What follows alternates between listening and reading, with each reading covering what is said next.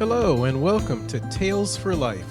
In each episode of this podcast, we'll explore a folk or fairy tale from a different culture or region and discover the life lessons, values, and morals they offer that we can use today. Join me on the journey through the magical and meaningful world of folk and fairy tales.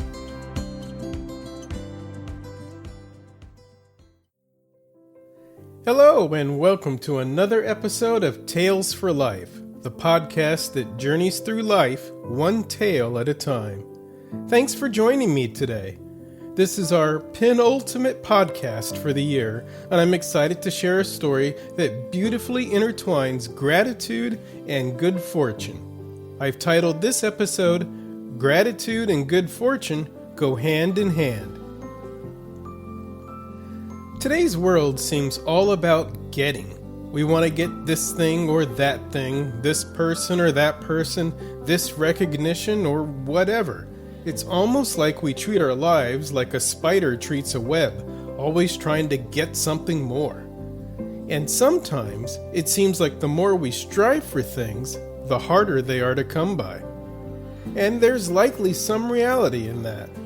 Whether you want to refer to the law of attraction or quantum physics, there's definitely a component of energy in our lives that can either bring things to us or push them away.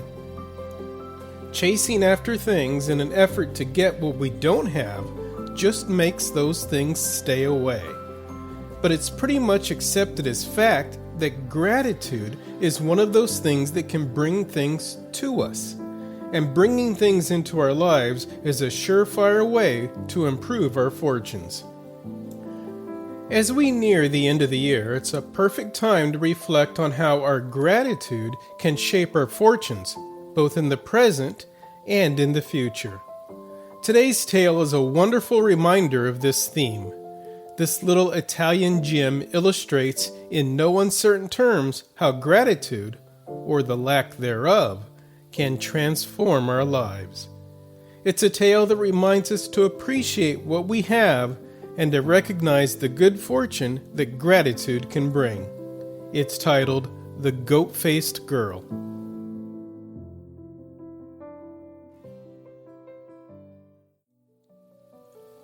There was once upon a time a peasant named Masaniello who had 12 daughters. They were exactly like the steps of a staircase, for there was just a year between each sister. It was all the poor man could do to bring up such a large family, and in order to provide food for them, he used to dig in the fields all day long. In spite of his hard work, he only just succeeded in keeping the wolf from the door, and the poor little girls often went hungry to bed. One day, when Masaniello was working at the foot of a high mountain, he came upon the mouth of a cave, which was so dark and gloomy that even the sun seemed afraid to enter it. Suddenly, a huge green lizard appeared from the inside and stood before Masaniello, who nearly went out of his mind with terror, for the beast was as big as a crocodile and quite as fierce-looking. But the lizard sat down beside him in the most friendly manner and said, "Don't be afraid, my good man. I am not going to hurt you. On the contrary, I am most anxious to help you." When the peasant heard these words, he knelt before the lizard and said, "Dear lady, for I know not what to call you, I am in your power, but I beg of you to be merciful, for I have 12 wretched little daughters at home who are dependent on me." "That's the very reason why I have come to you," replied the lizard. "Bring me your youngest daughter tomorrow morning. I promise to bring her up as if she were my own child, and to look upon her as the apple of my eye." When Masaniello heard her words, he was very unhappy, because he felt sure, from the lizard's wanting one of his daughters, the youngest and tenderest too, that the poor little girl would only serve as dessert for the terrible creature's supper.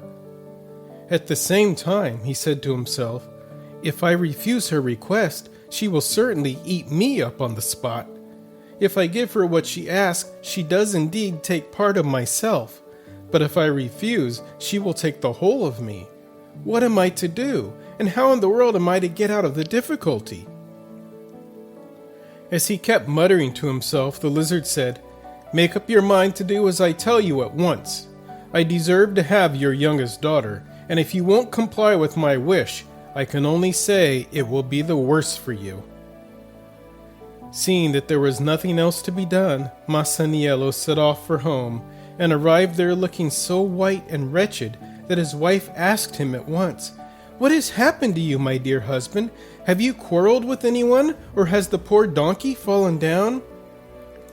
"Neither the one nor the other," answered her husband, "but something far worse than either. A terrible lizard has nearly frightened me out of my senses, for she threatened that if I did not give her our youngest daughter, she would make me repent it. My head is going round like a mill wheel, and I don't know what to do. I am indeed between the devil and the deep sea. You know how dearly I love Renzolla, and yet, if I fail to bring her to the lizard tomorrow morning, I must say farewell to life. Do advise me what to do." When his wife had heard all he had to say, she said to him, "How do you know, my dear husband, that the lizard is really our enemy? May she not be a friend in disguise? And your meeting with her may be the beginning of better things and the end of all our misery. Therefore go and take the child to her, for my heart tells me that you will never repent doing so." Masaniello was much comforted by her words, and next morning, as soon as it was light, he took his little daughter by the hand and led her to the cave. The lizard, who was awaiting the peasant's arrival, came forward to meet him, and taking the girl by the hand, she gave the father a sack full of gold, and said, "Go and marry your other daughters, and give them dowries with this gold, and be of good cheer, for Renzolla will have both father and mother in me. It is a great piece of luck for her that she has fallen into my hands." Masaniello, quite overcome with gratitude, thanked the lizard and returned home to his wife. As soon as it was known how rich the peasant had become, suitors for the hands of his daughters were not wanting, and very soon he married them all off, and even then there was enough gold left to keep himself and his wife in comfort and plenty for all of their days. As soon as the lizard was left alone with Renzolla, she changed the cave into a beautiful palace and led the girl inside.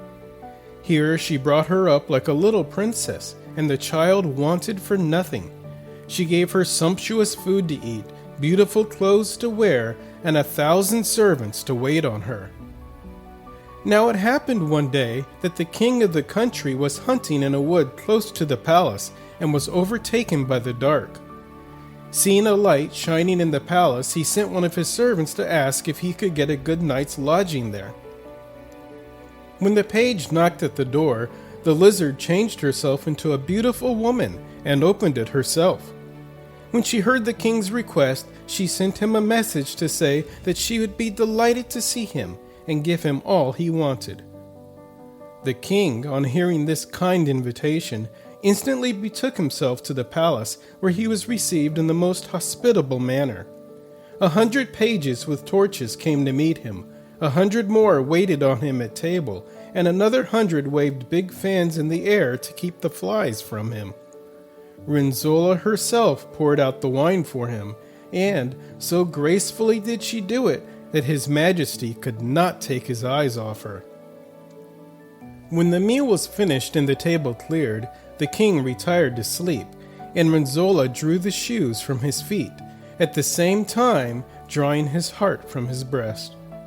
So desperately had he fallen in love with her that he called the fairy to him and asked her for Renzolla's hand in marriage. As the kind fairy had only the girl's welfare at heart, she willingly gave her consent, and not her consent only, but a wedding portion of 7,000 golden guineas. The king, full of delight over his good fortune, prepared to take his departure accompanied by Renzolla, who never so much as thanked the fairy for all she had done for her. When the fairy saw such a base want of gratitude, she determined to punish the girl, and, cursing her, she turned her face into a goat's head. In a moment, Renzola's pretty mouth stretched out into a snout with a beard a yard long at the end of it. Her cheeks sank in, and her shining plaits of hair changed into two sharp horns. When the king turned round and saw her, he thought he must have taken leave of his senses. He burst into tears and cried out, "Where is the hair that bound me so tightly? Where are the eyes that pierced through my heart? And where are the lips I kissed? And might I be tied to a goat all my life?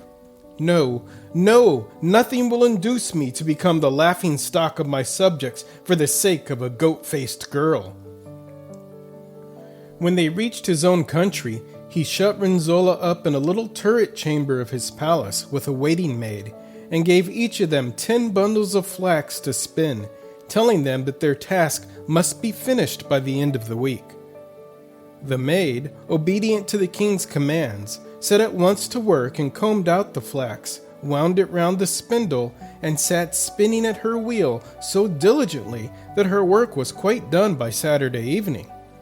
But Renzolla, who had been spoilt and petted in the fairy's house, and was quite unaware of the change that had taken place in her appearance, threw the flax out of the window and said, "What is the king thinking of that he should give me this work to do? If he wants shirts, he can buy them. It isn't even as if he had picked me out of the gutter, for he ought to remember that I brought him 7,000 golden guineas as my wedding portion, and that I am his wife and not his slave. He must be mad to treat me like this." All the same, when Saturday evening came and she saw that the waiting maid had finished her task, she took fright lest she should be punished for her idleness. So she hurried off to the palace of the fairy and confided all her woes to her. The fairy embraced her tenderly and gave her a sack full of spun flax in order that she might show it to the king and let him see what a good worker she was. Renzolla took the sack without one word of thanks and returned to the palace, leaving the kind fairy very indignant over her want of gratitude.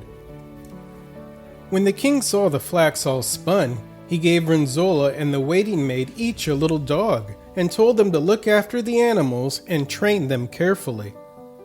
The waiting maid brought hers up with the greatest possible care, and treated it almost as if it were her son. But Renzolla said, "I don't know what to think. Have I come among a lot of lunatics?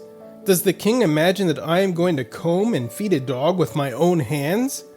With these words, she opened the window and threw the poor little beast out, and he fell on the ground as dead as a stone. When a few months had passed, the king sent a message to say he would like to see how the dogs were getting on. Renzolla, who felt very uncomfortable in her mind at this request, hurried off once more to the fairy. This time she found an old man at the door of the fairy's palace, who said to her, "Who are you, and what do you want?" When Renzolla heard this question, she answered angrily, "Don't you know me, old goat-beard? And how dare you address me in such a way?" "The pot can't call the kettle black," answered the old man, "for it is not I, but you who have a goat's head. Just wait a minute, you ungrateful wretch, and I will show you to what a pass your want of gratitude has brought you." With these words he hurried away, and returned with a mirror which he held up before Renzolla. At the sight of her ugly, hairy face, the girl nearly fainted with horror, and she broke into loud sobs at seeing her countenance so changed. Then the old man said, "You must remember, Renzolla, that you are a peasant's daughter, and that the fairy turned you into a queen. But you were ungrateful, and never as much as thanked her for all she had done for you. Therefore she is determined to punish you. But if you wish to lose your long white beard, throw yourself at the fairy's feet and implore her to forgive you. She has a tender heart and will, perhaps, take pity on you." Renzolla, who was really sorry for her conduct, took the old man's advice, and the fairy not only gave her back her former face, but she dressed her in a gold-embroidered dress, presented her with a beautiful carriage, and brought her back, accompanied by a host of servants, to her husband. When the king saw her looking as beautiful as ever, he fell in love with her once more, and bitterly repented having caused her so much suffering. So Renzolla lived happily ever afterwards, for she loved her husband, honored the fairy, and was grateful to the old man for having told her the truth.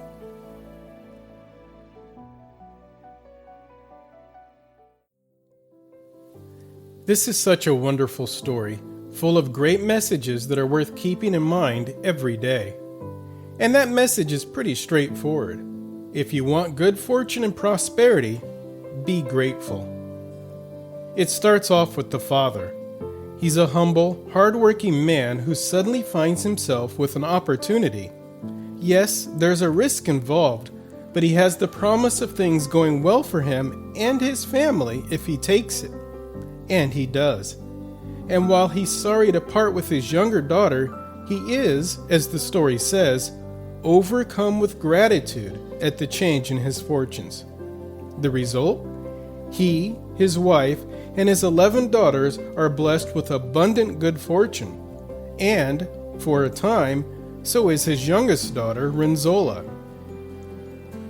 But then we get to the chance for Renzolla to move on and up in her life, and she fails. Notably, it's not because she does anything wrong, but it's because she neglects to acknowledge that she didn't get to where she is by herself. In plain words, she's not grateful. We're not talking fall on the floor gratitude, but we are talking about thankfulness and recognition. No man is an island. None of us got to where we are today by ourselves. Even the clothes we wear and food we eat wouldn't be there without the efforts of others. And if we neglect to remember and give a little gratitude to those who helped us, well, our heads won't literally turn into the head of a goat, but it might as well. We'll be just as hideous to others by our attitude. So much so that, like Renzolla, people would rather get us out of their sight than be near us. As always, there's a bright spot. Any calamity that befalls us from being ungrateful can be remedied by being grateful. The magic words, "thank you," truly do have the ability to make you more appealing and endearing to others. People will want to be around you. People will want to help you. People will smile for you when you prosper. It's so easy and free. As we wrap up this episode, let's remember the power of gratitude. It's more than just a nice sentiment. It's a catalyst for good fortune and positive relationships. As we navigate our lives, let's take a moment to appreciate the people and opportunities that help us along the way. After all, showing gratitude is a small gesture that can lead to big rewards. Thanks for tuning in, and I hope this story has inspired you to embrace gratitude in your own life. See you next time on Tales for Life.